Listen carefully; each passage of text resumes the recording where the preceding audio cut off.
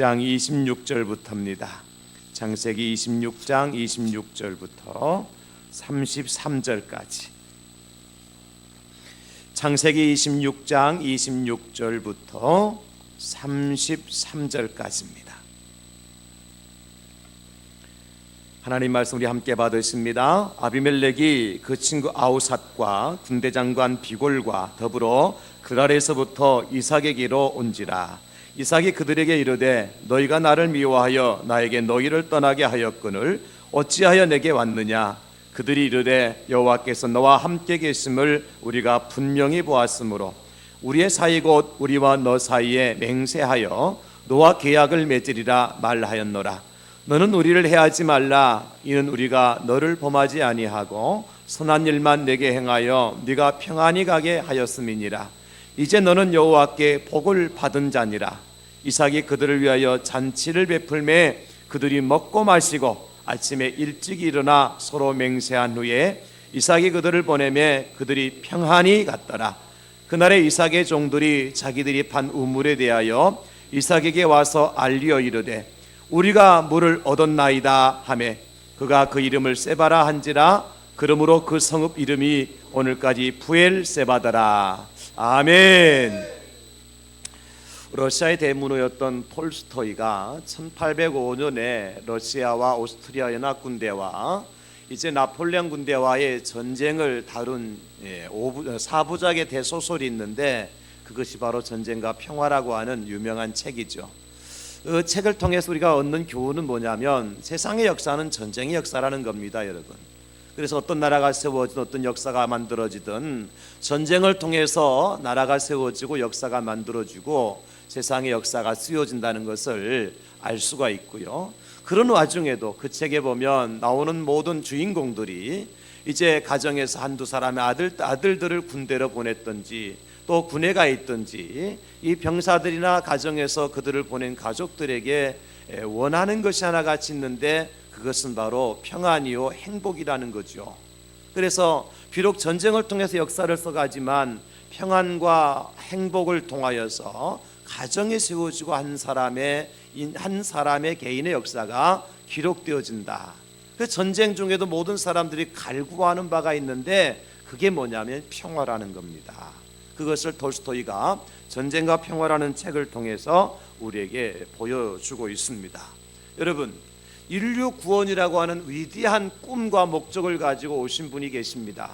그분이 바로 하나님의 아들 예수 그리스도시죠. 예수님이 이 땅에 오신 것은 세상을 구원하기 위해서 오셨습니다. 세상에 참된 평화와 위로를 주기 위해서 오셨습니다. 그 주님께서 오시기 전에 이사야 선지자는 적어도 750년 전에 이렇게 예언하셨습니다. 평강의 왕으로 오시리라고요. 예수님은 이 땅에 평강의 왕으로 오셨습니다. 평화의 왕으로 오셨습니다. 예수님 이 땅에 오실 때 천사들이 노래합니다. 하늘에서는 이제 지극히 높은 곳에서는 하나님께 영광이요 땅에서는 기뻐하심을 입은 사람들 중에 평화로다.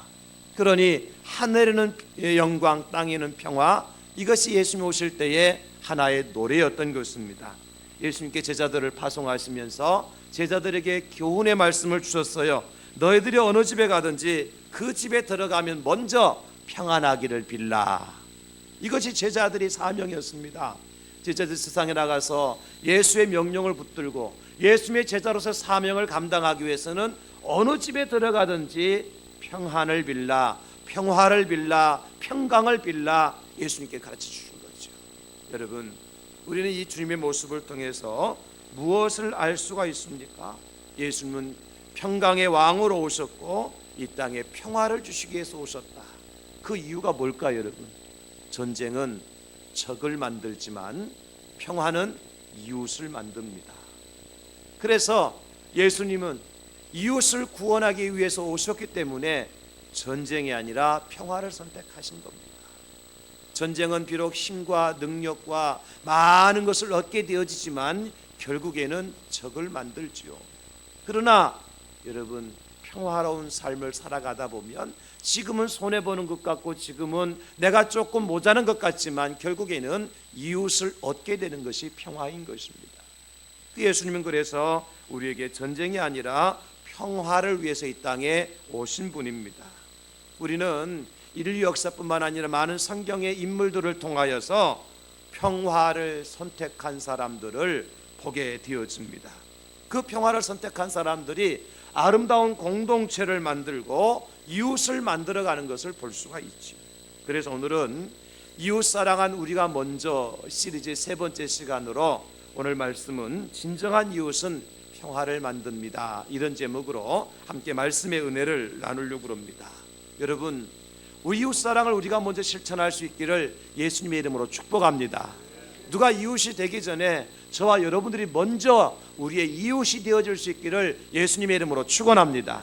그 이웃 사랑을 먼저 실천하는 사람들이 만들어가야 될 것이 뭐냐면 평화라는 거예요.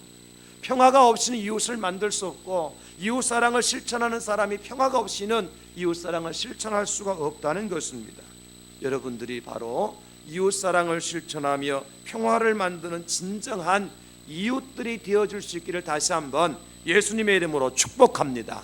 그 메시지가 오늘 이삭을 통해서 우리에게 들려주신 하나님의 음성이에요. 오늘 이삭의 이야기가 나오지 않습니까, 여러분? 이삭과 아비멜렉의 스토리인데요.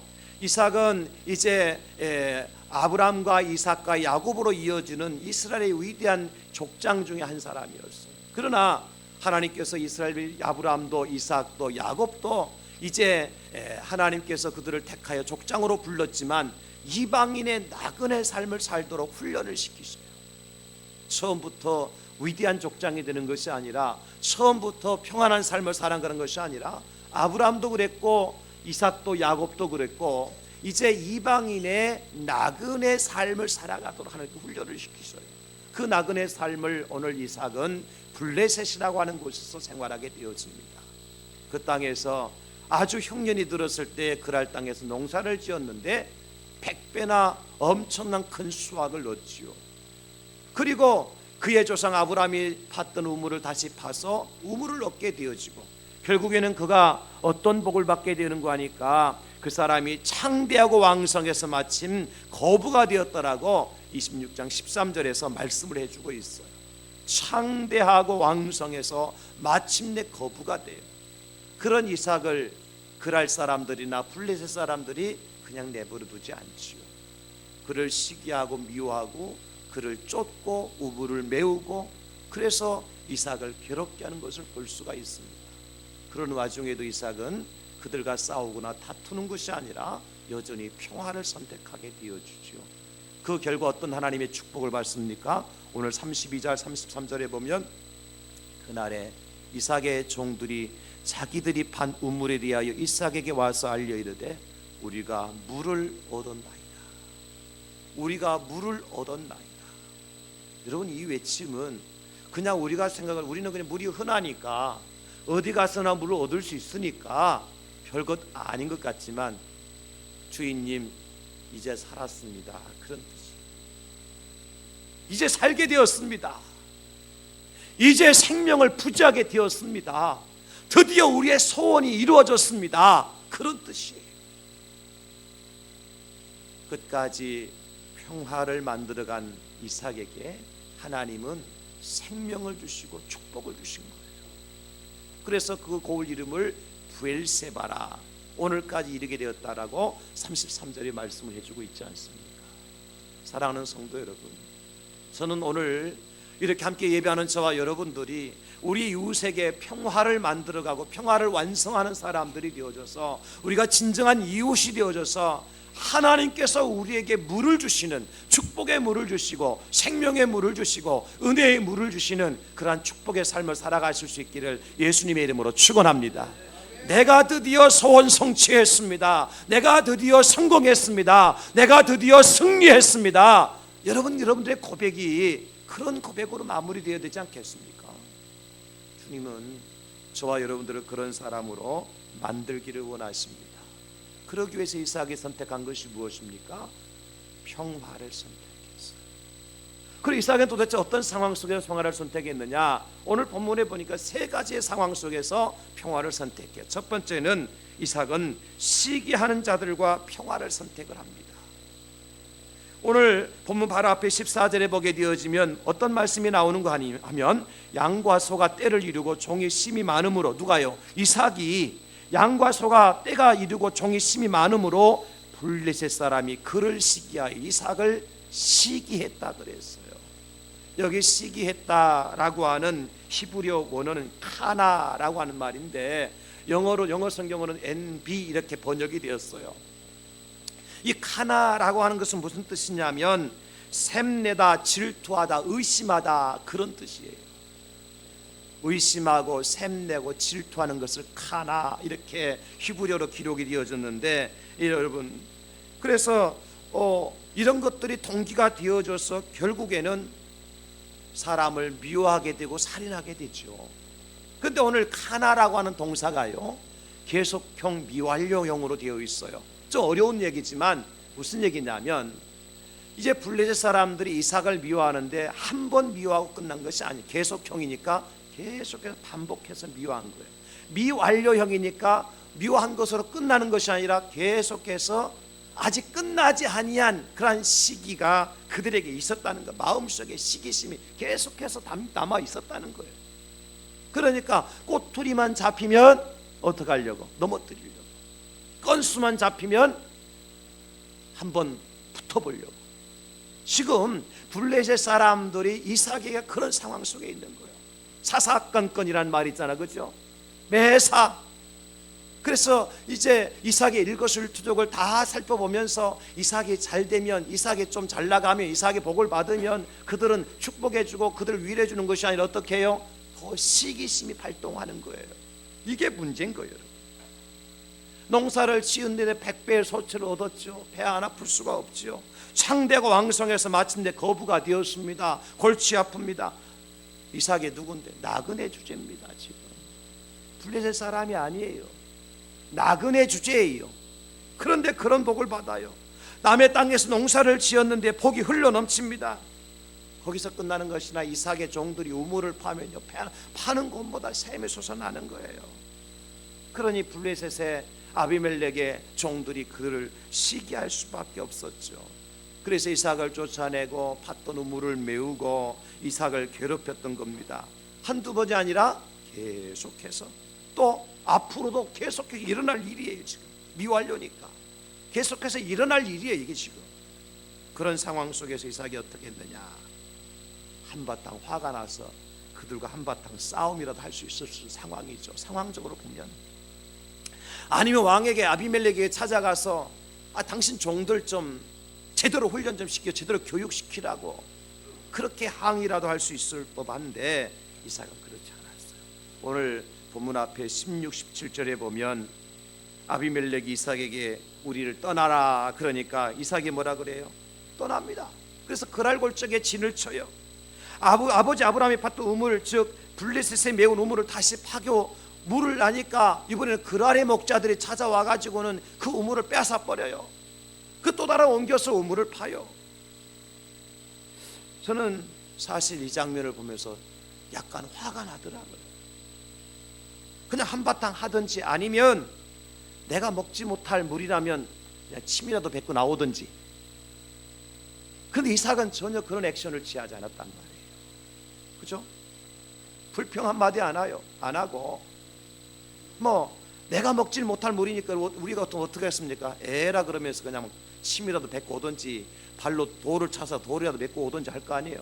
그냥 주고 또 다른 곳에 우물을 파요. 또 다른 곳에 가서 진을 쳐요. 이게 이삭의 삶이었어요. 그래서 저는 이삭이 그런 삶을 살았기 때문에 이삭은 망할 줄 알았는데 나중에 32, 33절에 보니까 어떤 현상이 벌어져요. 종들이 와서 그날에, that day, 그날에 우리가 물을 얻었나이다. 여러분, 이런 승리의 함성을 부르게 되더라고요. 어떤 사람들과 화평했을 때, 시기하는 자들과 화평했을 때, 세상 사람들은 다른 사람들이 잘 되는 것을 두고 보질 못해요. 뭐 나보다 좀 인기가 높다든지, 나보다 좀 말을 좀 잘한다든지, 아니면 공부를 잘한다든지, 뭐 돈을 많이 번다든지, 똑똑하다든지, 아니면 뭐 다리라도 길든지 얼굴이라도 이쁘다든지 하면 그냥 내버려 두지 못해요. 옛날에 나훈아 남진 씨 두 사람 관계가 굉장히 용호상박 그런 관계였잖아요. 잘 모르죠, 젊은 세대는. 서로가 인기가 높으니까 소문 들으니까 뭐 깡패들 동원시켜서 얼굴을 칼로 그었다든지, 예? 뭐 그런 이야기들이 막 나오고 그랬었어요. 세상은 그래요. 교회 안에서도 나보다 조금 더 열심히 봉사하고, 나보다 조금 더 열심히 전도하고, 또 열심히 기도하고 헌신하는 것을 그냥 두고 못 봐요. 어떻게 트집을 잡아서라도 끄집어내려야 내 속이 시원해. 이게 사람의 속성이야. 죄를 가지고 있는 사람의 속성이라고. 여러분 그렇잖아요. 전도 나보다 더 열심히 해서 전도해오는 거 보면은 아이고 참 나도 같이 해야 돼 못하니까, 그러면 포켓에 지갑이라도 열어서 뭐 점심이라도 피자를 한 판 사드시면서 하라고 하면 좋을 텐데, 막 가서 뭐 이상한 데 사람 데려왔다든지 돈도 안 되는 사람 데리고 왔다는 등 막 그냥 소문을 내 가지고 전도하는 사람 길을 팍팍 꺾어 놓는단 말이에요. 그거는 예수님이 기뻐하신 일이 아니에요. 믿음의 사람들이 할 일이 아니에요. 나를 시기하는 사람조차도 이삭은 평화를 선택했단 말이에요. 우리말에 사촌이 땅을 사면 배가 아프다 그러잖아요. 여러분 사촌이 땅을 사는데 왜 배가 아파야 됩니까? 배가 아파야 될 이유는 한 가지밖에 없어요. 얼른 사촌이 땅에 사서 가서 볼일을 봐줘야 걸음을 주고 그래야 그 농사가 잘 되니까 그래서 배가 아파야 되는데, 사실 그래서 배가 아픈 건 아니잖아, 그죠? 그래서 결국 싸움이 일어나고 다툼이 일어나는 것 아니겠습니까? 시기 끝에. 그러나 하나님께 우리에게 가르쳐 주시는 바는 뭐냐? 진정한 이웃은 평화를 만드는 사람들이라는 거예요. 자신을 질투하고 시기하고 샘을 내는 사람들조차도 그들과도 평화를 만들어 보라는 것입니다. 그런 사람이 진짜 그리스도인이라는 거예요. 할렐루야. 진짜 그리스도인이 누구냐? 내게 샘을 내고 내게 시샘을 하고 나를 시기하고 질투하는 사람이라 할지라도 그 사람까지도 평화를 이루어야 돼요. 하나님은 그런 사람을 위해서 천국을 예비해 놓으셨어요. 하나님은 시기하는 사람조차도 사랑을 하고 평화할 줄 아는 사람을 지금 이 시대에 찾고 계십니다. 오늘 시기한다, 이 카나라고 하는 MB라고 하는 똑같은 단어가 창세기 37장 11절에 나와요. 이 시기라는 말이 언제 쓰여진 말이냐면, 요셉의 형들이 요셉을 시기하더라 할 때 이 카나라고 하는 히브리어를 썼어요. 요셉의 형들이 요셉을 왜 시기했죠? 요셉이 꿈 이야기를 하니까, 아버지의 사랑을 독차지하니까 시기하기 시작한 거예요. 여러분, 만약 여러분이 형제가 많아요. 12형제가 있어. 그 중에 한 형제가 꿈을 꿨어. 내가 꿈을 꿨는데 이 나라의 대통령이 된다는구만. 그럼 여러분 어떻게 해야 되겠어요? 11형제가 발을 걷어붙이고 그 형제가 대통령이 되도록 밀어줘야 될 거 아니에요? 그런데 요셉의 형들은 그렇게 하지 않았어요. 요셉을 시기했다 그랬어요. 시샘한 거예요. 그러나 요셉은 어떻게 합니까? 아버지가 요셉을 시켜서 형들에게 심부름을 보내잖아요. 아버지 심부름을 받들어 형들에게 가니까 저쪽에 요셉이 걸으니까 형들이 뭐라 그래요? 야, 저기 꿈꾸는 자가 오는다. 무슨 얘기야? 그 말 속에는 벌써 시기하는, 시샘하는 그런 마음이 담겨져 있는 거예요. 우리 같으면 뭐라고 해야 되겠어요? 아이고 저 동생 오네. 혼자서 어떻게 온디야? 다치진 않았나? 얼른 뭐 물건 거 들고 우리 가서 받아오자. 막 그렇게 했어야 되는데, 저기 꿈꾸는 자가 오는도다. 제가 꿈꾸면 어떻게 이루어지나 보자. 그러면서 그 동생을 잡아서 마른 구덩이에 집어넣어 버리잖아요. 이게 요셉의 형들이 한 일이에요. 그러나 요셉은 그런 상황 속에서도 형들을 원망하거나 형들과 다투지 않았어요. 싸울 힘이 없어서가 아니에요. 변명거리가 없어서가 아니에요. 요셉에게는 꿈이 있었습니다. 하나님께 주신 꿈이 있었어요. 그 꿈을 이루는 데 있어서는 형들과 다툴 겨를이 없었어요. 형들하고 변론할 기회가 없었어요. 그냥 그 꿈만을 바라보고 그 꿈을 이루기 위해서 살아가야 될 인생이니까. 사랑하는 성도 여러분, 하나님이 저와 여러분들을 부르실 땐 분명한 꿈과 비전을 주고 부르신 거예요. 그러므로 우리에게 주신 꿈과 비전을 이루기 위해서는 나를 시기하고 나를 질투하고 나를 시샘하는 사람들과 다툴 겨를이 없어요. 건수를 만들어서 어떻게 하면 한 건 만들까라고 그렇게 할 겨를이 없어요. 어떻게 해야 돼요? 그들과 평화하라고 말씀하고 있습니다. 나중에 요셉 애굽의 총리가 되잖아요. 그랬을 때 흉년이 들어서 야곱의 아들들을 요셉에게 보내잖아요. 애굽 나라에 보내잖아요. 양식을 구해오도록. 요셉이 어떻게 하죠? 양식을 자루마다 가득 남아서 보냅니다. 나중에 아버지와 동생 베냐민을 데려오도록 하죠. 온 가족이 함께 모였어요. 그제서야 형들이 이제는 요셉이 자기들이 버렸던 동생이라는 것을 알아요. 벌벌벌 떨고 있죠. 그때 요셉은 이렇게 말합니다. 창세기 45장 5절에 당신들이 나를 이곳에 팔았다고 해서 근심하지 마소서, 한탄하지 마소서. 하나님이 생명을 구원하시려고 나를 당신들보다 먼저 보내셨나이다. 여러분, 이것이 믿음의 사람의 고백인 거예요. 원수는 외나무다리에서 만난다고요. 지금 이 형들을 꼼짝달싹 할 수 없도록 요셉이 꽁꽁 묶어놓고 치조할 수 있어요. 그죠? 당신들이 나를 어떻게 했는지 한번 당신들 당해보라고 말할 수 있어요. 마른 구덩이에 집어넣었다가 애굽 상인에 팔아먹고 요셉은 호롤단신 그 어린 나이에 타향살이하면서 얼마나 눈물과 서러움의 삶을 살았겠어요. 그거 생각하면 이가 갈리지 않겠어요? 아버지도 보지 못하고 또 사랑하는 동생도 없이 말이죠. 그러나 요셉은 그 형들을 향하여서 평화를 선택해. 그래서 하나님 그 요셉을 통하여서 이스라엘을 구원하는 통로로 만들어 가시잖아요. 요셉이 만약에 그 순간에 원수를 갚는다고 생각하고 형들을 묶어놓던 뒤 형들을 어떻게 처리했다면 야곱의 집안은 쑥대밭이 됐을 거예요. 이스라엘이 이제 세겜에서 모였다가 다시 출애굽을 해서 애굽에서 나와서 가나안 땅으로 들어가는 일은 일어날 수가 없는 일이 될 거예요. 이스라엘 민족 자체가 없어질 겁니다.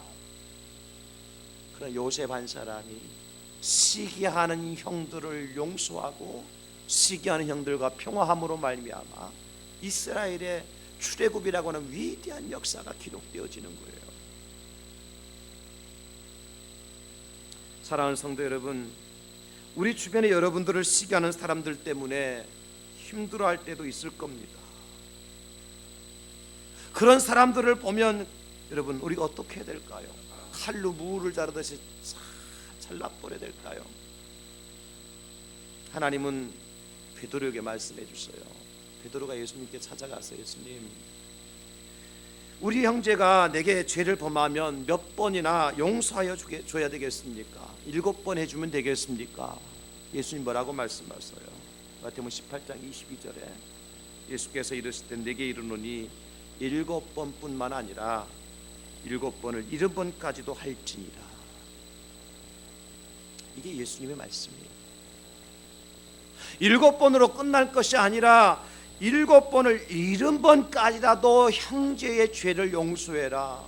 너를 시기하고 너를 이제 너와 질투심을 가지고 너를 시샘하는 자를 7번이 아니라 70번까지도 용서하고 그와 평화하라.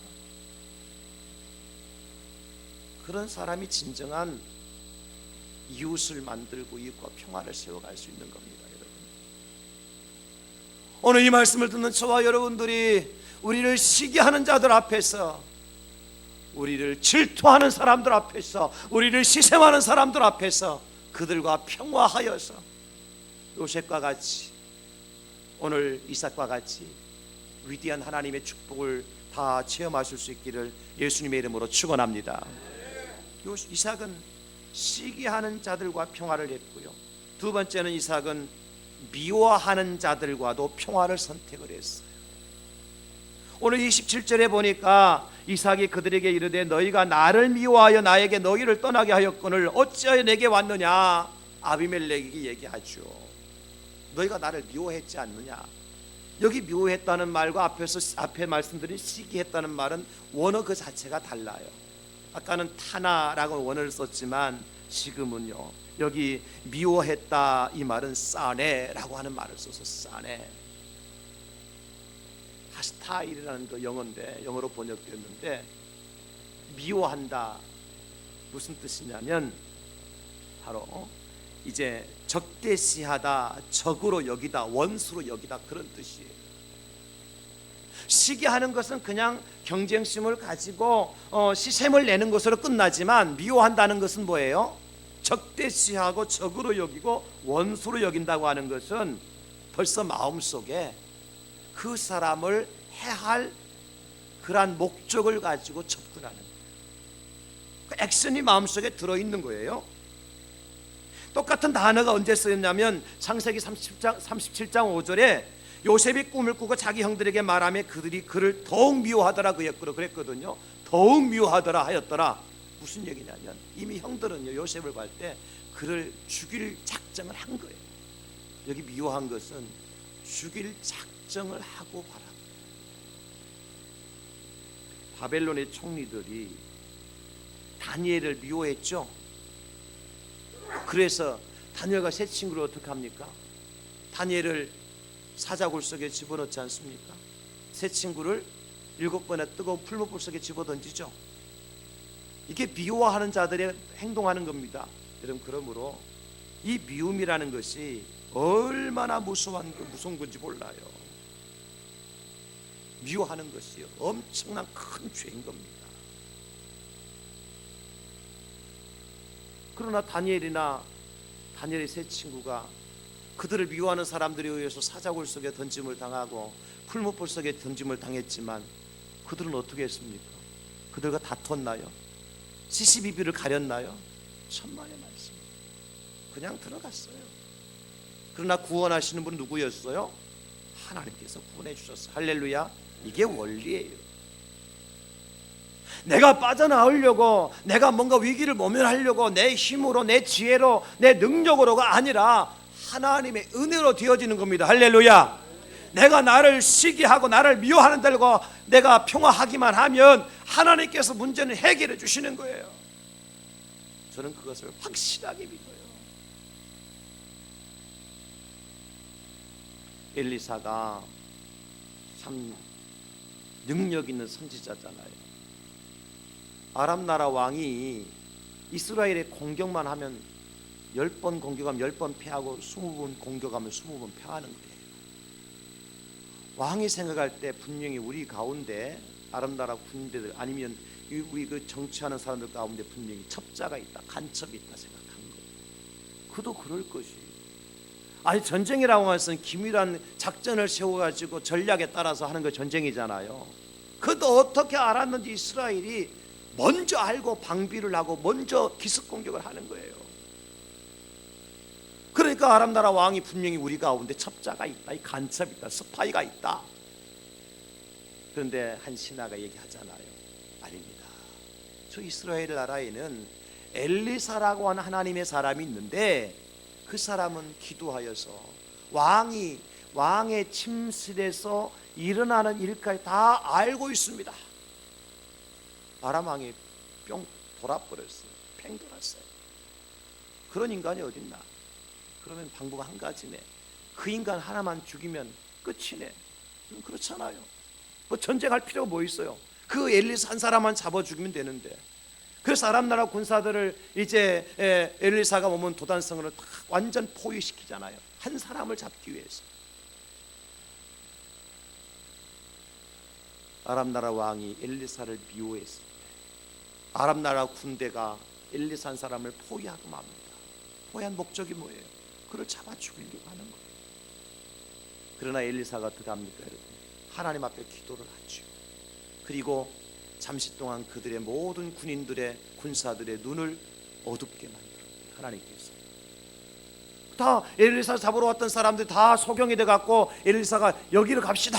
그러니까 줄 매가지고 다 어디로 끌고 가요? 이스라엘 왕이 있는 곳으로 끌고 가요. 왕이 엘리사가 아람 나라 군대를 와 하고 한 군대를 막 몰고 왔으니까 이제는 왕이 뭐라 그래요? 선지자요, 이들을 다 칼로 죽여야 되겠습니까? 그러니까 엘리사가 왕이시 아닙니다. 이들에게 먹을 것과 마실 것을 주어서 돌려보내십시오. 세상에 자기를 죽이려고 포위했던 군사들에게 마실 물과 먹을 것을 줘서 허기진 배를 채워서 다시 본국으로 돌려보내요. 이것이 엘리사가 한 일입니다. 그 위에 그 땅에 평화가 있더라. 성경은 기록해 주고 있어요. 유대인들이 예수님 미워했잖아요. 그래서 한 일이 뭡니까? 그 예수님을 십자가에 못 박아 죽게 했잖아요. 여러분, 십자가의 고난이라는 것이 얼마나 처절하고 고통스러운 건지 우리가 너무나 잘 알잖아요. 사람을 미워하면 이런 고통을 줄 수 있어요. 여러분, 이런 고통을 주면서 유대인들이 전혀 양심의 가책을 느꼈나요? 못 느꼈나? 못 느꼈어요. 사람을 미워하기 시작하면 양심도 화인을 맞아가지고 그 사람이 얼마나 고통을 당하는지, 얼마나 아파하는지, 얼마나 슬퍼하는지 몰라요. 사람을 미워하면 그렇게 되어져요. 그래서 성경에서 사람을 미워하는 자, 형제를 미워하는 자를 살인죄를 진 자라고 말씀하셨어요. 요한일서 3장 15절에 그 형제를 미워하는 자마다 살인하는 자니 살인하는 자마다 영생이 그 속에 거하지 아니하는 것을 너희가 아는 바라. 그렇게 말씀하셨어요. 형제를 미워한 자가 살인한 자래요, 여러분. 그리고 형제를 미워한 자는 그 안에 영생이 없다고 그러셨습니다. 예수님 믿으면 천국 갑니까? 맞습니다. 갑니다. 그럼 어떤 믿음을 가져야 천국 가요? 형제를 미워하지 않는 믿음을 가져야 돼요. 형제를 미워하면서 내가 예수 믿습니다 말하는 자는 거짓말하는 자요, 그는 살인자요, 영생을 얻지 못한 자입니다. 할렐루야. 이게 성경이 가르쳐주는 바예요. 여러분, 그냥 예수 믿는다고 주여 주여 하는 자마다 다 천국에 들어갈 것이 아니라 다만 하늘에 계신 내 아버지의 뜻대로 행하는 자야라 들어간다고 말씀하셨어요. 값싸게 예수 믿고 구원받는다고 얘기하지 마세요. 여러분, 적어도 우리는 어떤 믿음을 가져야 되느냐? 나를 시기하는 자조차, 나를 미워하는 자조차도 사랑하고 그들과 화평할 수 있는 믿음을 가져야 구원받았다고 얘기할 수 있는 거예요. 이것을 행위구원이라고 말하겠습니까? 여러분, 천만의 말씀, 무슨 행위구원이에요? 그게 진정한 믿음을 가진 자의 구원이에요. 세상에 많은 교회 다니는 사람들이 이런 믿음이 없어요. 그냥 주여 주여 주여 하고 기도하고 봉사하고 직분 받고 있으면서 나는 천국 가겠지. 천만의 말씀, 만만의 말씀입니다. 그 마음에 시기와 질투와 미워하는 마음과 생각 가지고는 이미 살인한 자요, 그 안에 영생이 없습니다. 용서받지 못하고는 갈 수가 없습니다. 회개하지 않고는 갈 수가 없습니다. 진정한 믿음이 무엇인지를 아셔야 돼요. 그래서 스데반 집사님도 예수님처럼 기도하시잖아요. 그를 돌로 치는 자들을 향하여서 아버지, 저들을 용서해달라. 예수님이 바보였고 스데반 집사님이 바보였습니까? 여러분, 진정한 믿음이 무엇인지를 우리에게 보여주는 거예요. 그래서 그들은 돌로 쳐 죽이는 자들도 원수로 여기지 않았고 십자가에 못 박아 죽이는 자도 원수로 여기지 않으신 겁니다. 예수님도. 그래서 아버지, 저들을 용서해달라고 기도한 거예요. 마태복음 5장 39, 40절에 나는 너에게 이르노니 악한 자를 대적하지 말라. 누구든지 네 오른뺨을 치거든 왼편도 돌려대며 또 너를 고발하여 속옷 가지고 하는 자에게는 겉옷까지도 가지게 하라. 로마서 12장 21절에 악에게 지지 말고 선으로 악을 이기라 말씀하셨어요. 시기하는 자, 스타일하는 자, 줄리어스 하는 자들을 우리가 어떻게 해야 되겠습니까? 여러분, 지금 품속에 칼을 품고 비수를 품고 있어 우리를 찌르기 위해서 그렇게 기다리고 있는 자들조차 우리는 어떻게 해야 돼요?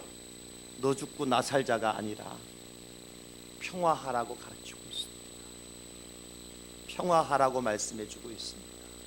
그런 사람이 천국 간다고 말씀해주고 있습니다. 하나님의 말씀 마음판에 새기시며 우리가 평화를 만들어가는 저와 여러분 될 수 있기를 예수님의 이름으로 축원합니다. 교회 안에 분쟁이 일어나면 되겠습니까? 그런데 오늘날 세상의 교회들이 많은 분쟁 속에 휘말려 있어요. 감사한 것은 우리 교회는 정말 서로가 서로를 양보하고 서로가 서로를 이해하고 하나 된다는 것 사실 얼마나 감사한지 알 수가 없어요. 그것이 천국이에요. 그것이. 마지막 세 번째, 이삭은 해칠 수 있을 때에도 평화를 선택했어요. 무슨 얘기냐? 원수를 갚을 수 있는 순간에도 평화를 선택했다고요. 29절 보십시오. 너는 우리를 해하지 말라. 이는 우리가 너를 범하지 아니하고 선한 일만 내게 행하여 네게 평안히 가게 하였음이니라. 이제 너는 여호와께 복을 받은 자니라. 아비멜렉이 이삭에게 한 말이에요. 우리 해치지 말라. 이 얘기는 뭐예요? 얼마든지 이삭이 아비멜렉 해칠 수 있는 찬스가 온 거예요. 사실은 아비멜렉이 올 때 혼자 오지 않았잖아요. 친구 아우삿과 군대 장관 비고를 함께 동행해서 왔잖아요. 그죠? 왜 그렇게 왔을까요? 혼자 와서 혹시 죽을 수도 있으니까. 그런데요, 오늘 이삭이 그들을 어떻게 합니까? 30절 보십시오. 이삭이 그들을 위해 잔치를 베풀며 그들이 먹고 마시고 아침에 일찍 일어나 서로 맹세한 후 이삭이 그들을 보내며 그들이 평안히 갔더라 그랬어요. 아니, 원수들이 왔는데 큰 잔치를 베풀었어요. 잔치 베풀면 주로 뭐가 나올까요? 고기, 두 번째는 술, 뭐 떡도 나오고 나오겠죠, 그죠? 대표적인 것이 고기와 술이 나와요, 잔치 자리에는. 그러면 오늘 아비멜렉과 아우삿과 비골은 오늘 한밤에 어떤 상태가 된 거예요? 지금 잔치 먹고 마시고 그냥 이삭이 아무런 힘도 들이지 않고 원수를 단칼에 베릴 수 있는 순간이었어요. 근데 오늘 본문이 뭐라 그래요? 아침에 일찍 일어나 서로 맹세한 후 이삭이 그들을 보내며 그들이 평안히 갔다 그랬어요. 원수를 갚을 수 있는 절호의 기회가 왔습니다마는 이삭이 그들을 원수로 갚지 아니하고 그들과 평화를 맺었다는 거예요. 이것이 먼저 믿은 사람들이 해야 될 일이에요. 사실은 이런 일을 행한 사람이 또 있었잖아요. 다윗 왕이죠. 사울이 다윗을 그렇게 죽이려고 혈안이 돼서 쫓아다닐 때 다윗이 한 굴에 숨어 있을 사울이 그 굴 속에 들어오잖아요. 근데 그 굴 속에 들어와서는 볼일 보고 그냥 사울이 퍼질러 자는 거예요. 얼만큼 잠을 깊이 들었느냐? 다윗이 가가지고요, 사울 왕의 옷자락을 칼로 자를 때까지 모르고 잤어요. 사울 왕이. 그러면 왕의 옷자락을 칼로 자를 정도 되면 왕의 목을 베는 것은 어려울까요? 쉬울까요? 어렵지 않아요. 그러나 다윗은 그렇게 하지 않았어요. 자기를 그렇게 괴롭히고 지금 이 순간 자기를 잡아 죽이려고 쫓아왔던 왕이에요. 그 왕이 지금 눈앞에서 지금 잠들어 자고 있어요. 원수를 갚을 만한 최고의 찬스가 왔잖아요. 다윗의 종들도 그렇게 얘기해요. 주인님, 지금 당신에게 하나님께서 주신 최고의 찬스입니다. 원수를 갚을 만한 최고의 찬스입니다. 당신의 뜻대로 행하시옵소서. 그때 다윗은 살며시 가서 왕의 옷자락만을 자르고 이렇게 고백합니다. 사무엘상 24장 5절 6절에 보면, 그리한 후에 왕의 옷자락을 자른 후에 그 말입니다. 사울이 옷자락 뱀으로 말미암아 다윗의 마음이 찔려 자기 사람들에게 이르되, 마음에 찔려가지고 아파가지고 내가 손을 들어 여호와의 기름 부음 받은 자를 내 주를 치는 것은 여호와께서 금하시는 것이니 그는 여호와의 기름 부음을 받은 자가 됨이니라. 내가 하나님께 기름 부어 세운 왕을, 그 왕의 옷자락을 펴었으니 내가 참 못한 짓을 했다, 그 말이에요. 예수님께서 마지막 잡히시기 전날 밤에 겟세마네 동산에 올라가셔서 기도하셨습니다. 그리고 기도를 마치고 제들과 함께 하산하기 직전에 가룟 유다를 비롯하여서 이제 종교 지도자들과 당국의 이제 군사들이 예수님을 잡으려 칼과 몽치를 가지고 달려왔잖아요. 그때 베드로가 일어나가지고요, 자기 칼을 빼서 그 예수님을 잡으러 왔던 제사장의 종 말고라는 사람이 있었는데 그 말고의 오른쪽 편을 귀를 잘라버려, 칼로 내리쳐버려. 감히 너희들이 누군데 우리 선생님을 잡으러 온다고 칼과 무기를 가지고 왔느냐.